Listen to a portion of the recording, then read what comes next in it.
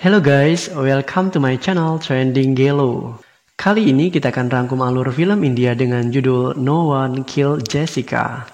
Film ini dirilis pada tahun 2011, terinspirasi dari kisah nyata di mana seorang gadis bernama Jessica Lal yang berprofesi sebagai model ditembak mati oleh Manu Sharma dalam sebuah pesta sosialita guys. Anehnya, setelah kasusnya berjalan selama 7 tahun, sang pembunuh malah divonis bebas dan kasusnya dibatalkan. Kok bisa? Nah, makanya guys, simak rangkuman alur film ini tanpa skip biar ketemu magisnya film ini. Dan simak juga review di bagian akhir video ya. Oke, tanpa banyak basa-basi, kita langsung ke TKP.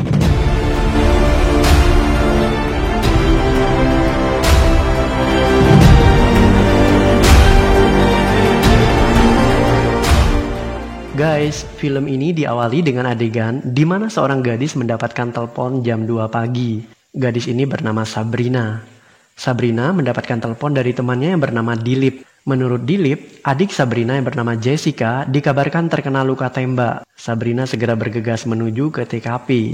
Ketika ia tiba di sana, ia menemukan seseorang yang sedang panik. Pria ini bernama Vikram. Ketika ditanya, Vikram pun menceritakan kepada Sabrina apa yang terjadi. Film kemudian beralih ke flashback ingatan Vikram tentang kejadian yang ia alami. Malam itu, Jessica dan teman-temannya sedang menikmati sebuah pesta. Mereka larut dalam kegembiraan besar. Malam itu Vikram bertindak selaku pelayan pesta guys. Malam semakin larut dan pestanya terus berlanjut.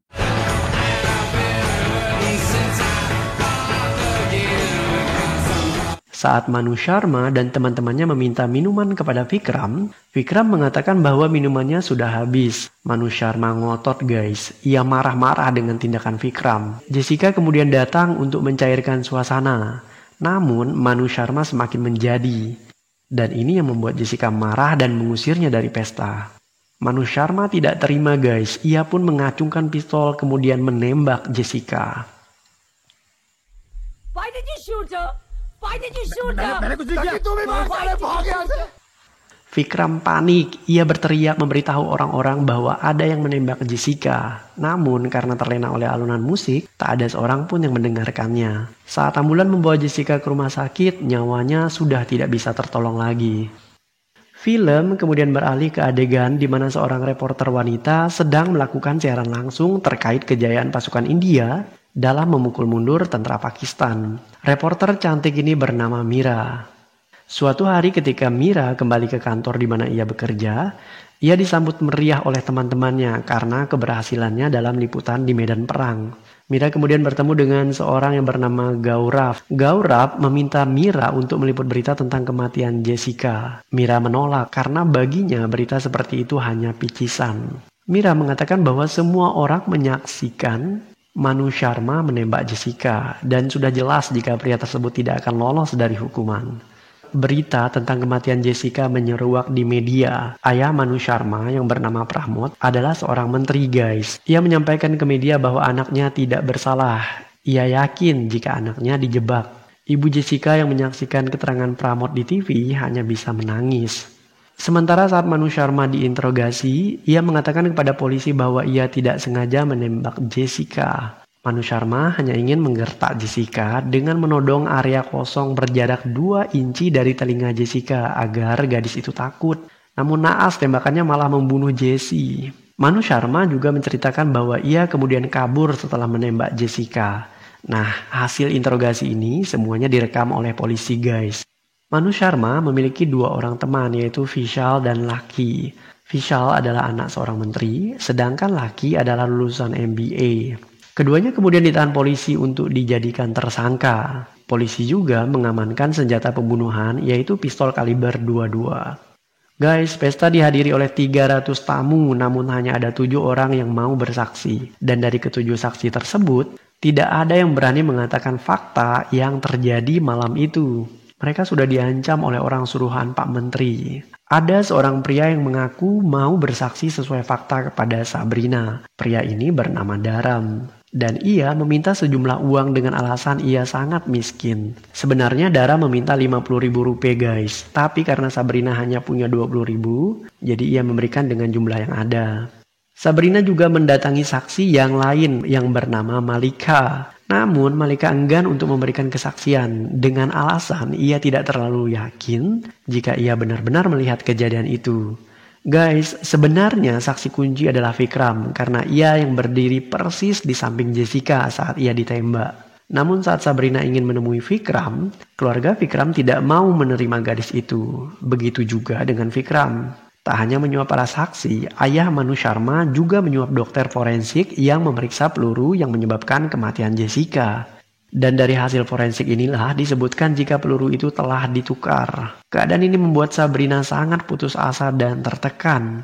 Ia berteriak seperti orang gila untuk meluahkan amarah dan kesedihannya. Sabrina kemudian dipanggil oleh stasiun TV di mana Mira bekerja, guys. Sabrina akan diwawancarai terkait kasus kematian adiknya Jessica. Sebelum wawancara dimulai, Mira sempat bertemu dengan Sabrina. Dan ia mengatakan jika orang yang membunuh Jessica akan diberikan hukuman yang setimpal. Sidang perdana kematian Jessica digelar. Kedua orang tua penuntut dan terdakwa hadir dalam persidangan. Sabrina juga ada di sana, guys. Dari persidangan pertama disimpulkan bahwa semua saksi memberatkan pihak Sabrina. Bahkan pria yang pernah Sabrina berikan uang 20.000 rupiah juga tidak memihak Sabrina. Mereka semua mengatakan jika mereka tidak mengenal Manu Sharma dan tidak yakin jika Manu Sharma pelakunya. Saksi kunci yang bernama Vikram juga hadir di persidangan. Saat Vikram ditanya apakah Manu Sharma yang menembak Jessica, Vikram mengatakan bahwa bukan Manu Sharma pelakunya. Menurut Vikram, ada dua orang yang menembak saat itu. Yang satu bertubuh pendek dan yang lainnya berpostur tinggi. Yang berperawakannya pendek menembak ke langit-langit. Sedangkan yang berpostur tinggi, pria itulah yang menembak Jessica. Dan itu bisa dibuktikan dengan hasil forensik dari jenis peluru yang ada di TKP. Guys, masih ingat kan jika polisi pernah memberitahu Sabrina bahwa peluru penembakan ditukar oleh dokter forensik? Nah, ternyata tujuannya adalah untuk membuktikan cerita rekayasa si Vikram, guys. Dalam persidangan tersebut, Vikram meminta agar jaksa menggunakan bahasa Inggris. Karena Vikram mengatakan bahwa dirinya tidak bisa berbahasa Hindi. Kasus persidangan Jessica ini berlangsung sangat lama, guys. Kejadian pembunuhan Jessica di tahun 1999 saat musim panas. Dan kasus ini usai genap di musim dingin tahun 2006. Suatu pagi Mira membaca koran di rumahnya dan ia sangat terkejut saat mengetahui ending kasus kematian Jessica. Sebuah headline besar dimuat di koran yang bertuliskan kalimat "No one kill Jessica" yang artinya tak ada yang membunuh Jessica. Semua tersangka dibebaskan dari tuduhan pembunuhan dan kasus pun dibatalkan. Alasan utama kenapa kasus ini dibatalkan adalah karena semua saksi menyangkal jika Manu Sharma yang menembak Jessica. Ditambah lagi dengan senjata pembunuhan yang tak pernah bisa ditemukan. Mengetahui bahwa anaknya tidak mendapatkan keadilan, ibu Jessica jatuh sakit dan ia pun meninggal dunia. Tak lama setelah itu, ayah Jessica juga jatuh sakit, guys. Karena Mira mengetahui ketidakadilan yang menimpa Sabrina dan keluarganya, Mira berusaha untuk meminta Gaurav agar mengangkat kembali kasus ini dalam beritanya. Namun Gaurav enggan untuk melakukan ini karena ia tahu bahwa Manu Sharma ayahnya adalah seorang menteri. Dan pastinya punya pengaruh yang sangat besar di negara itu. Karena Mira memaksa, akhirnya Gaurav pun tunduk kepadanya. Guys, perlu diketahui jika Mira dan Gaurav ini adalah sepasang kekasih. Begitu Gaurav setuju, Mira langsung merancang sebuah rencana cerdas. Hal pertama yang dilakukan Mira untuk membantu Sabrina dalam menemukan keadilan adalah dengan membongkar kebohongan saksi utama yaitu Vikram. Guys, di persidangan Vikram mengatakan jika ia tidak bisa berbahasa Hindi. Nah, untuk itu Mira meminta seseorang agar menelpon Vikram dengan mengatakan bahwa stasiun TV akan mengadakan audisi untuk casting seorang pemain film. Kebetulan Vikram passionnya itu ke dunia hiburan, guys. Saat casting, Vikram terlihat fasih berbahasa Hindi dan adegan itu direkam oleh Mira. Selain itu, Vikram juga ditanya tentang kejadian saat kematian Jessica. Vikram mengatakan bahwa ia memilih uang 1 juta rupiah daripada harus ditembak mati. Nah, dari sini disimpulkan bahwa Vikram mendapatkan ancaman saat persidangan. Semua yang diungkapkan Vikram direkam oleh Mira dan hasilnya ia tayangkan dalam stasiun TV di mana ia bekerja. Tak hanya merekam Vikram, Mira juga diam-diam merekam keterangan orang-orang yang pernah bersaksi untuk kasus Jessica. Selain itu, polisi yang juga pernah merekam interogasi Manu Sharma Di awal film, seperti yang kita saksikan sebelumnya, ia juga diam-diam mendatangi kediaman Mira untuk memberikan rekaman itu kepadanya. Rekaman tersebut kemudian dibongkar Mira melalui acara TV, guys. Dalam beritanya, Mira menuntut kepolisian agar membuka kembali kasus Jessica. Menanggapi berita yang disampaikan Mira, publik marah terhadap polisi, pemerintah, dan sistem hukum yang seakan mengabaikan keadilan untuk Jessica. Dan aksi solidaritas dengan tema Justice for Jessica membludak dan terjadi di mana-mana. Salah satu aksi massal yang akan dilakukan adalah mereka akan menyalakan lilin untuk Jessica pukul 5 sore. Dan Mira meminta Sabrina agar ia juga hadir. Namun Sabrina menolak. Ia mengatakan bahwa ia sudah muak dengan semua itu. Jessica dibunuh, ibunya meninggal, dan ayahnya jatuh sakit hanya karena peristiwa itu, guys. Sekalipun menolak, Sabrina pada akhirnya mau menghadiri aksi solidaritas tersebut. Dan berkat ramainya orang-orang yang melakukan aksi ini, menuntut kasus Jessica dibuka kembali, akhirnya sang presiden turun tangan dan kasus tersebut pun kembali dibuka. Guys, film ini ditutup dengan adegan di mana Sabrina mengunjungi makam Jessica dan tak lama setelahnya Mira datang menemui Sabrina sambil memberikan sepucuk surat yang isinya menyatakan bahwa kasus Jessica akan kembali dibuka. Di akhir film disebutkan jika pelaku kemudian dijatuhi hukuman penjara seumur hidup dan dua temannya dipenjarakan masing-masing 4 tahun. Dan film pun berakhir.